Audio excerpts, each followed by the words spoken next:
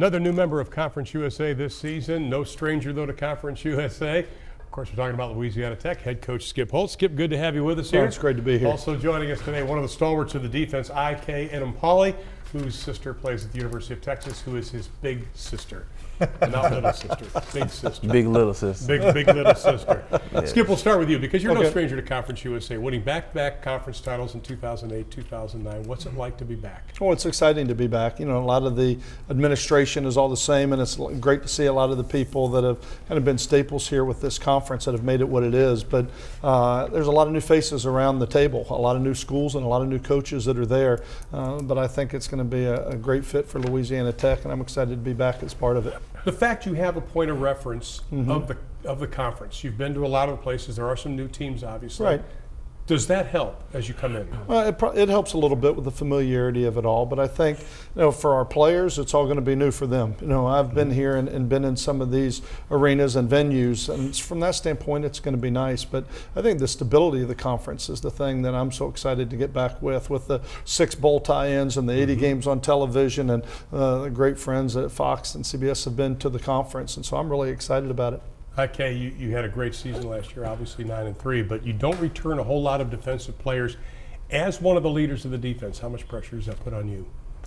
As a senior, being a fifth-year senior, I gotta me and the other seniors, we gotta do our best to try to get the young guys on our backs and show them how to work, so we can have the season that we want. What are the changes that Coach Dameron has made? He obviously played for your dad at Arkansas. Yes. What changes has he made on defense that may be a little different? We made some changes, but ultimately, you know, he just wants us to get to the ball. You know, football's been played over 100 years. It's really no secret. We got to play hard and get to the ball. Talk about Coach Kim obviously playing for your Yes. dad.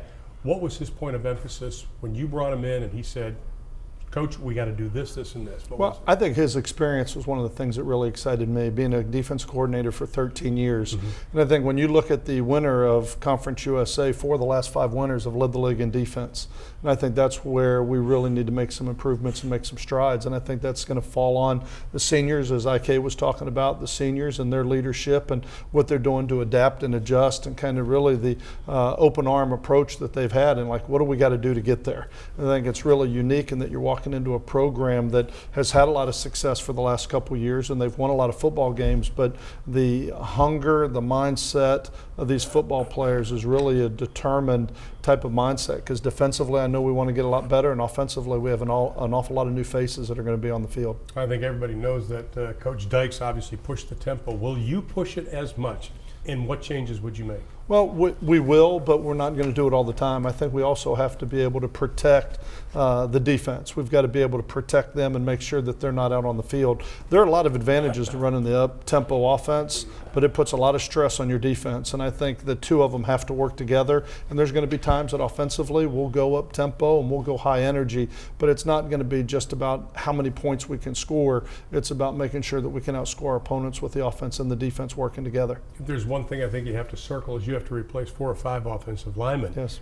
Does that allow you, or does that force you almost to cut back on your package and simplify a little bit? Well, and I think I've learned that now. I'm going into a couple different programs. If in year one, you're better to make the mistake of being too simple than you are to be too complex. Because what you don't want to do is you don't want to go out there and have a lot of bust and missed assignments. You want to give your players an opportunity to play. And when you have players like IK, it's easy to make sure that you just give them an opportunity to put their hand on the ground and go get the quarterback. IK, one of the things that stood out when you look at some of the numbers is what your unit did against the run last year. They were 3rd in the WAC versus the run. How much pride is it for you and the rest of the defense to stop that run? Well, you know, I play with a great group of guys on the D-line, you know, return a whole bunch of seniors with guys like Big Jelly, Justin Ellis, and Shaquille and Kendrick James, you know, and they're a force in the middle, and, you know, coming back with linebackers. We have some young guys in the secondary, but ultimately, you know, playing with a good group of guys helps me out a lot. Were you impressed with the depth up front when you took the job? Really impressed, especially on the defensive front. You talk about some of the seniors, the 4 seniors that IK just mentioned, but you also look at a Vernon Butler and a Dora and a Kiss of Birth. I think there's a great group of guys there, and we have a great nucleus on our defensive front. And I think if you're going to be good on defense, that's where it's got to start. If it can start up front, then you have a chance. And so we're really going to put a saddle on these guys up front. It's going to be really important for them to be able to control the line of scrimmage for us to have the success we want to have on the defensive side. But really been impressed with the depth up front. IK, this is a question that I've asked a lot of athletes, no matter what sport. Where Coach was talking about putting the saddle on you guys. Do you want to be coached hard? Yes, I do. I don't want no coach to sugarcoat anything for me. If I got to get more pressure, just tell me I got to get more pressure. You know, if I got to step up somewhere, anywhere, just tell me. I like getting coached hard. Great players like to be coached hard, by the way, Yes, just sir. for the record.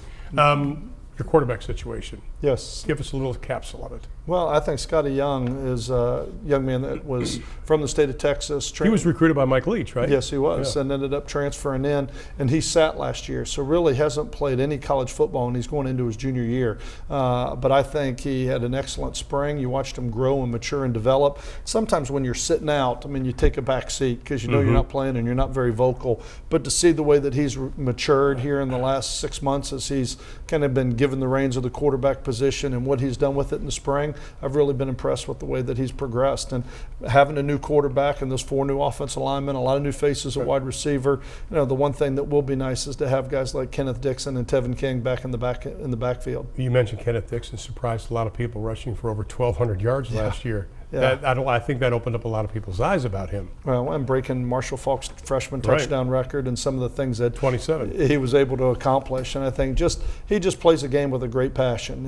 I think when you get around great players, they have talent, they're strong and have some of those physical attributes, but they play the game with an intensity and a passion. And I think that's one of the things that makes a guy like IK such a great defensive end. And it's one of the attributes that makes Kenneth Dixon such a strong running back for us. When you look at the schedule, and scheduling is so important to play out a year, it's all part of winning a conference title. It looks like the toughest conference games are at the end of the year.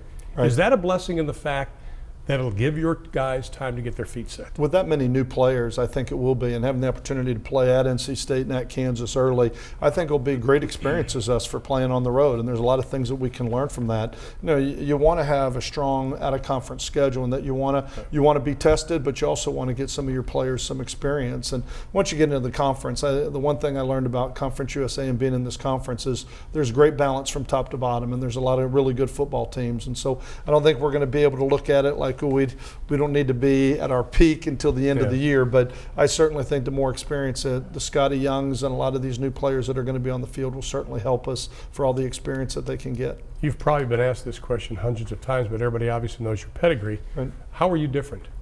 Ooh. I don't know. I'll write a book one day and talk about that. You can say taller.